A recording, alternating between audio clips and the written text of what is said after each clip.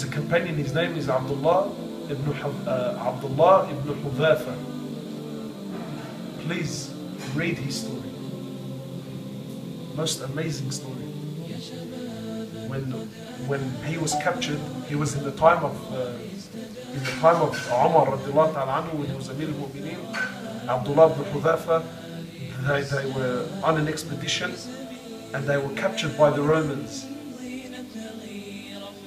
And the Roman leader was Hercules, I think. So when Hercules got news that his army have caught a group of Muslims, and one of the Muslims was a companion of Rasulullah, he was so happy. You know, good fish, this one's a big fish.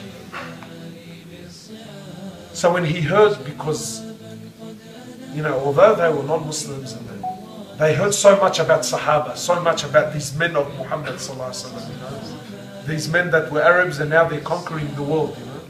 So when he heard that one of the captives was a Sahabi, he says to his men, bring him here, you know. He wants to test him. And this is a true story. So when Abdullah was brought forward, the Roman king, he says to him, you know, now he's comparing him to what? To his men. See, whenever you and I compare, who do we compare to? We compare to what we know. You know? Is it nice? Nice like what? Is it nice like this? Something that we know, you know, something we all understand. So he was so happy. He says, bring him here. And he says to Abdullah, he says to him, look, I will give you half of my kingdom. Imagine half of my kingdom, not half of his house, kingdom of Rome. He says, I'll give you half my kingdom and I will marry you to my daughter if you leave the deen of Muhammad. Imagine what an offer.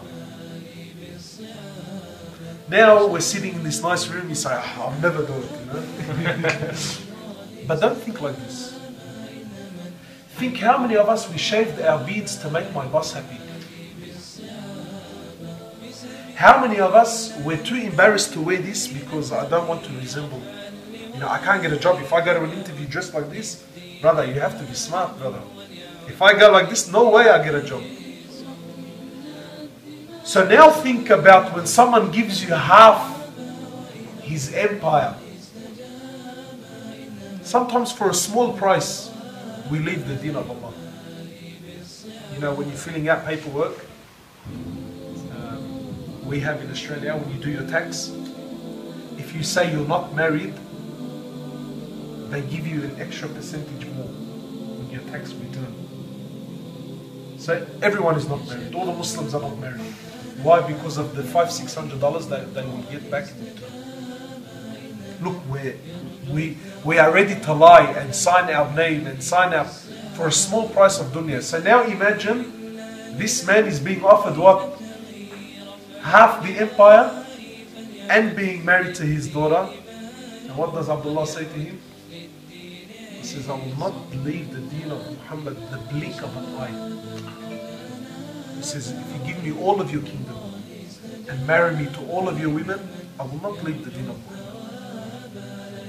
So now he's thinking, okay, maybe Abdullah's acting tough. It's okay, I'll take care of him. So he says, okay. So he brings his men.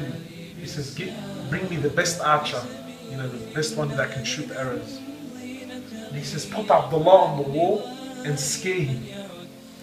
You know, shoot an arrow next to him. You know, shoot him in the leg, but don't kill him.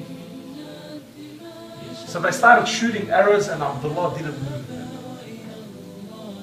The guard said, you know, he's not scared, he's not moving. He says, okay. He says, bring me 2 Muslim captives and we'll burn them in oil in front of him to leave Islam.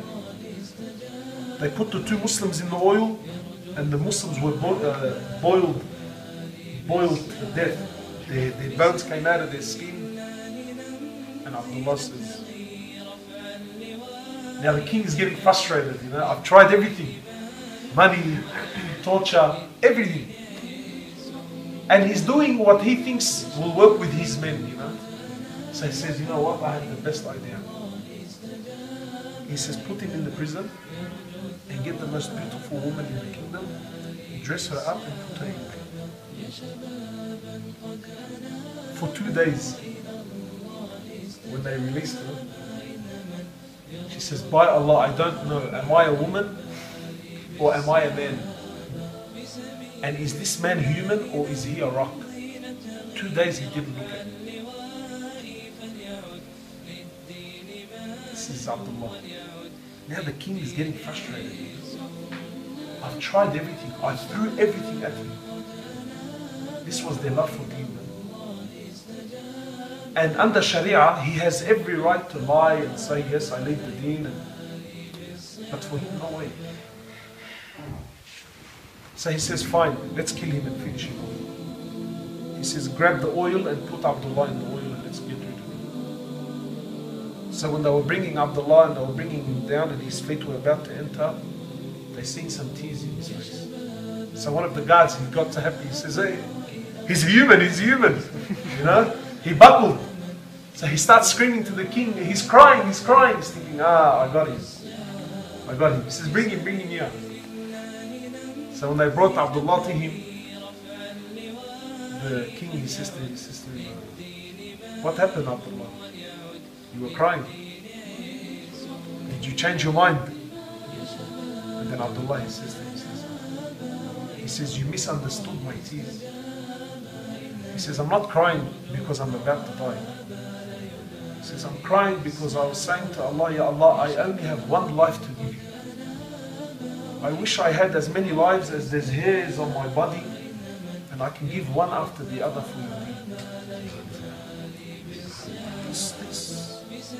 These were men who Islam really entered their hearts. Islam was not halal haram for them. It was a life. So when the king, when he seen this, he realized, that the men of Muhammad were just, these were a special group of people. So he said, okay, kiss me on my forehead and you can go. Who was that? The king. So the king says, okay. He says, you know what, I can't kill a man like this. How do you kill a man like this? He says, just kiss me on my forehead and you're free. Abdullah says, I won't even do that. Imagine, just kiss me and go. And then Abdullah, he thought about it. He said, look, I'll kiss you if you free me and all the other Muslims. He says, I accept anything, just kiss me and go. So he freed him and he freed all the Muslims, and when news reached Umar ibn Khattab, he ordered everyone. They met Abdullah on the borders of Medina, and everyone had to kiss Abdullah.